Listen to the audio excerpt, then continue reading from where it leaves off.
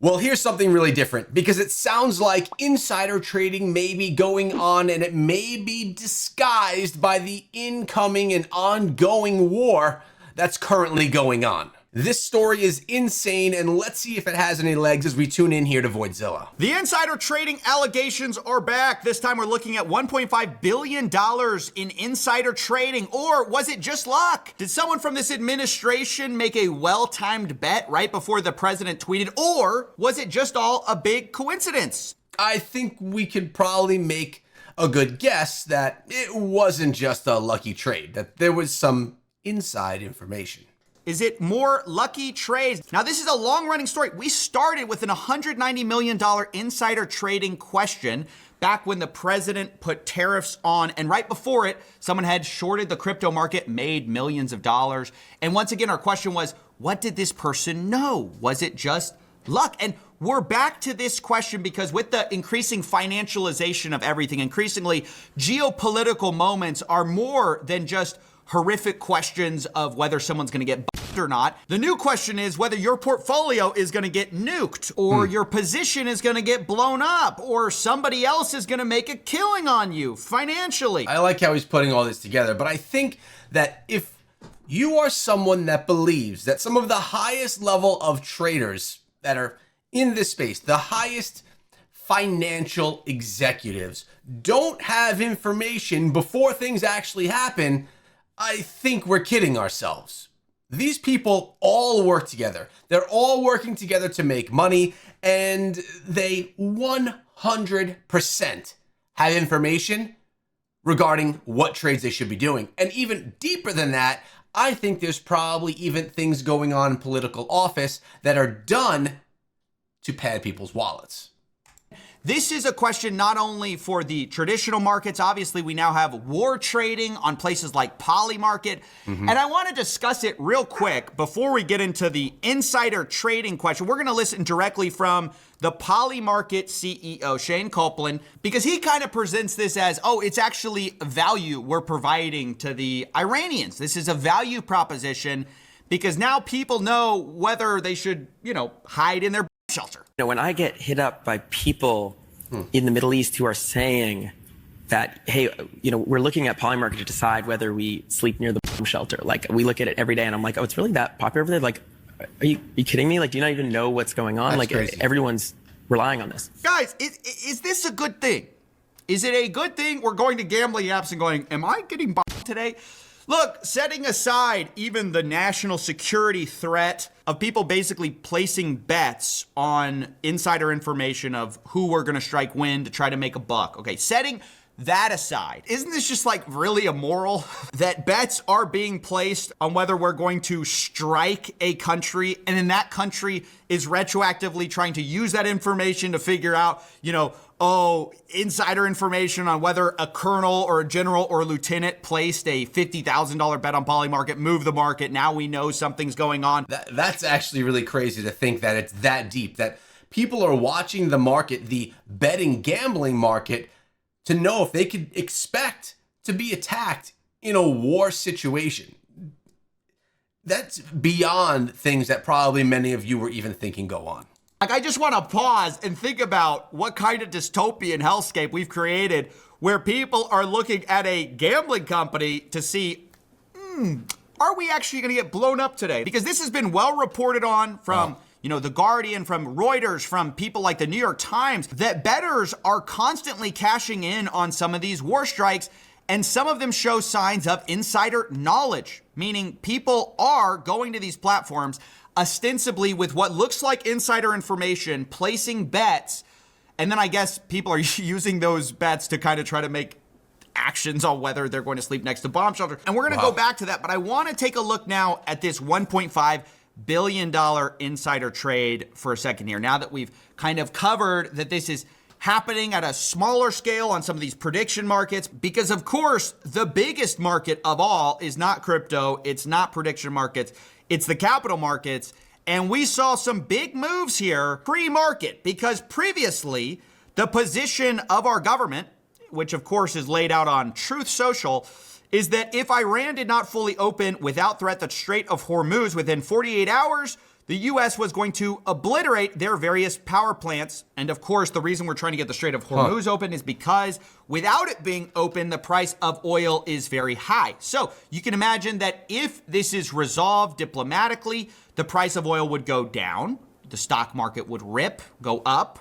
And if it doesn't happen, the opposite occurs. Oil probably goes higher. Stock markets probably take a dip if it's not open. So the information of whether Iran is going to capitulate is very valuable. And this administration are the people who know it. And it would be, like I said, we would be fools if we didn't think that people that are making these decisions, heavily invested in these markets, knowing that their decisions that they're making politically in a war situation directly would impact their wallet in the stock market, that they aren't making trades based on that before these things actually take place. There's zero chance that they're not making those moves. And so when the president posts that he's pleased to report that the U.S. has had very productive talks with Iran, that obviously sent the stock prices going up and the price of oil coming down, just like predicted. But people were quick to notice that there were some traders that seemed to get in early. This is the Financial Times graph. And you can see the Trump post right there. And before both of them, you can see a little spike in trading volume 15 minutes prior. Wow. 15 minutes prior, the Financial Times reportedly found that $580 million in oil trades shorting the oil market were placed. And specifically, $1.5 billion worth of S&P 500 futures were bought. Again, this is only minutes before, about 15 minutes before, Trump announced that there are peace talks with Iran, which potentially could settle this whole thing. And obviously the question is, was this all a coincidence? No, it wasn't a coincidence. And I think that Voidzilla knows it's a coincidence. I know it was not a coincidence. He knows it wasn't a coincidence. And I think you all know it wasn't a coincidence. I mean, look, I think pretty clearly it's not. I have to hedge, of course, and say that we don't know who exactly placed these trades. This is something that the SEC, CFTC would have to investigate, which, you know, is obviously unlikely given that we just had the Enforcement Division Director resign. We just had the CFTC. They're busy, you know, diving into regulated betting with Polymarket and the MLB. So it seems like they have different priorities on their hands. I don't know if they're going to investigate it. Someone should, obviously. But at this moment, we don't know who placed a bet. We don't know if they were related to the Trump administration. It was someone inside. Maybe it was just someone from the Iranian side. We have no idea.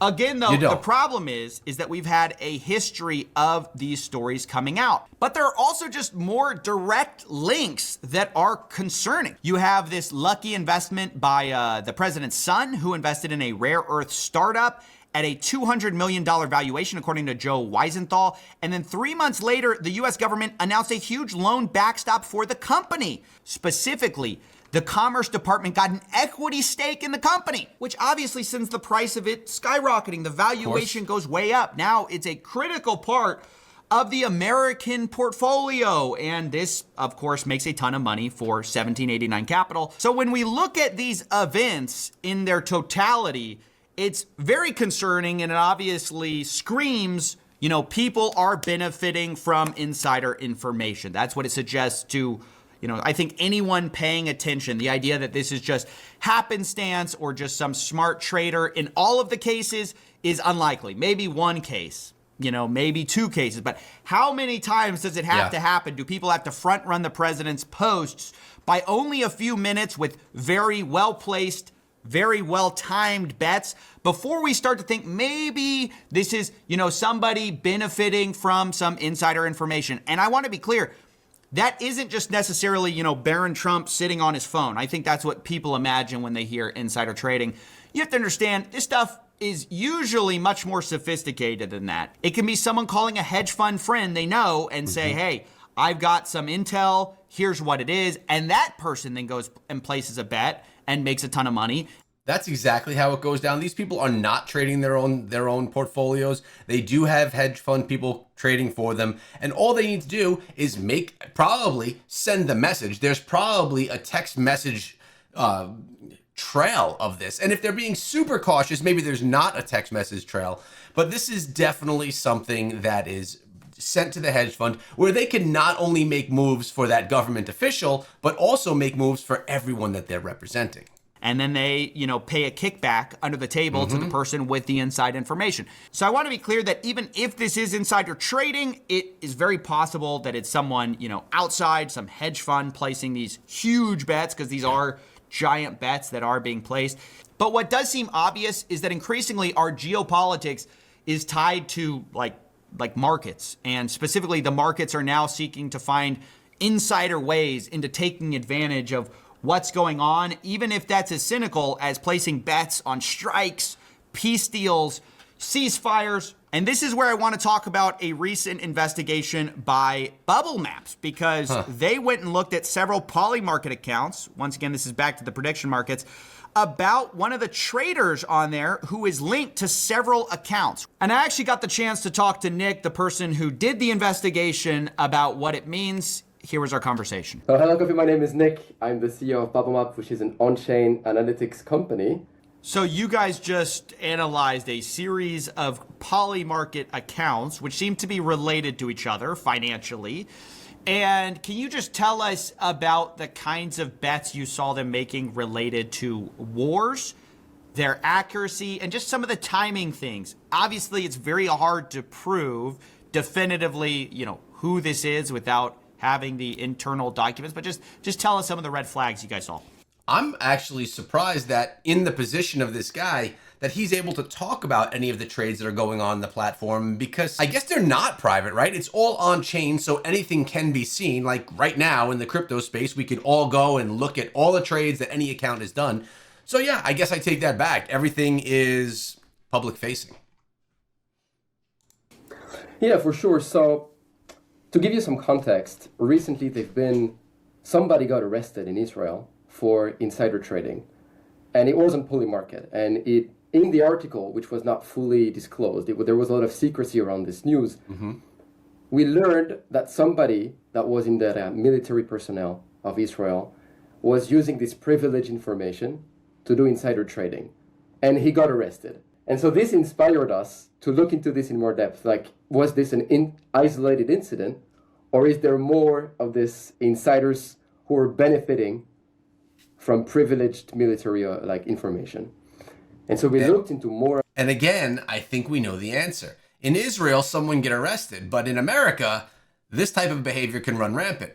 Of this Polymarket war bets and war markets, and we found that in fact, no, there was plenty more insiders or potential insiders. I'm going to be very careful with the wording. As you said, we're never sure, but more of these very suspected or suspicious trades that were happening on these markets.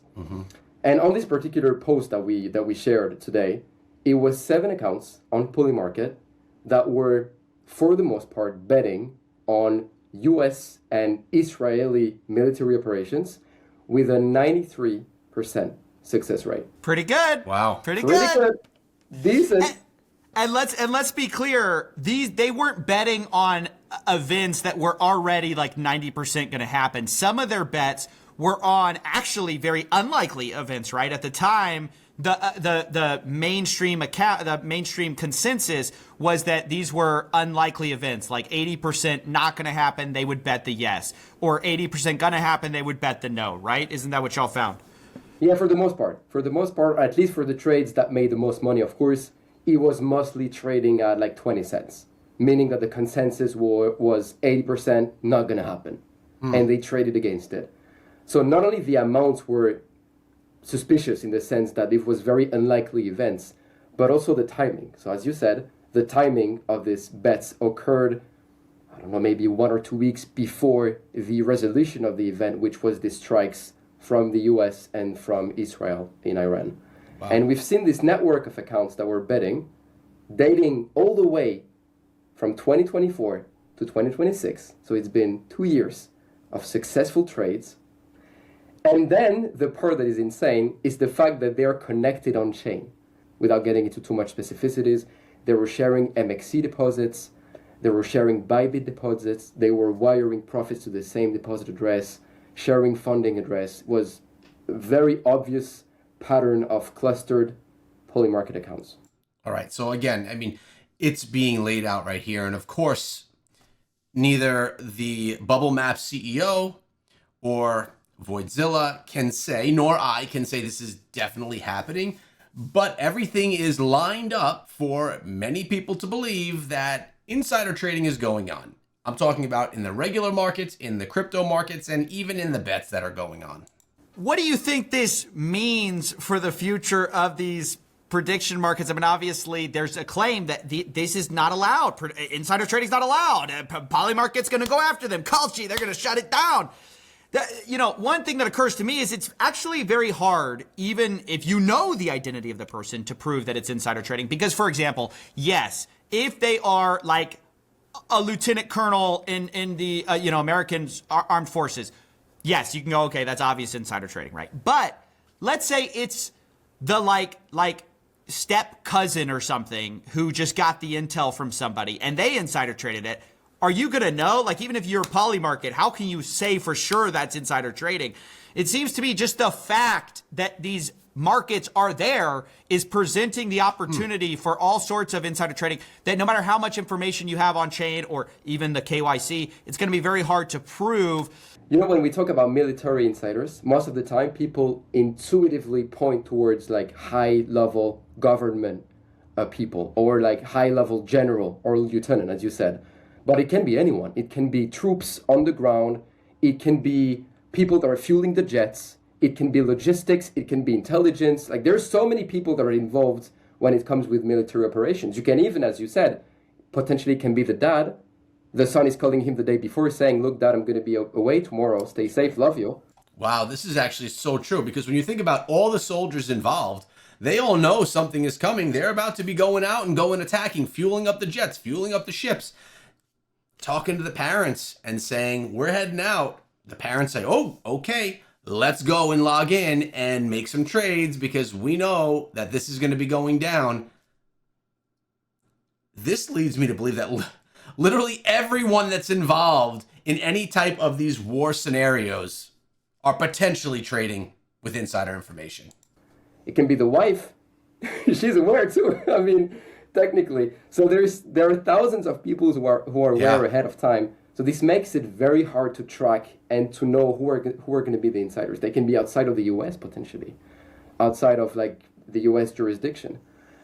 And yeah, this is tricky, but like definitely prediction markets are opening a new layer, a new category of potential insiders. Military personnel, big tech employees, policymaker, central bank employee, like all those people, they know information ahead of time. And a couple of years ago, they couldn't do anything about it or with it. And now they can make a quick 3x anonymous. So I think something that we never really thought of before is that insider trading can be anyone. It's not just the top government officials. It's not just the presidents and the people on his staff making decisions for battles and for anything that can manipulate the market.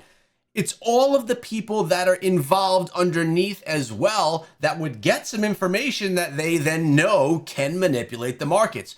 All the way down to the people with their boots on the ground, fueling the vehicles and getting everyone ready for war. Then they share that information saying, oh, we're heading out to war, mom, dad, wife, husband. And that's information that those people can use if they happen to be into the markets. And it's really difficult to think and to believe that people wouldn't take that information and use it in a way to benefit themselves financially. So I think we need to stop asking ourselves if insider trading actually happens, because we know that it does, and ask ourselves other questions like, what is the true reason we went to this war?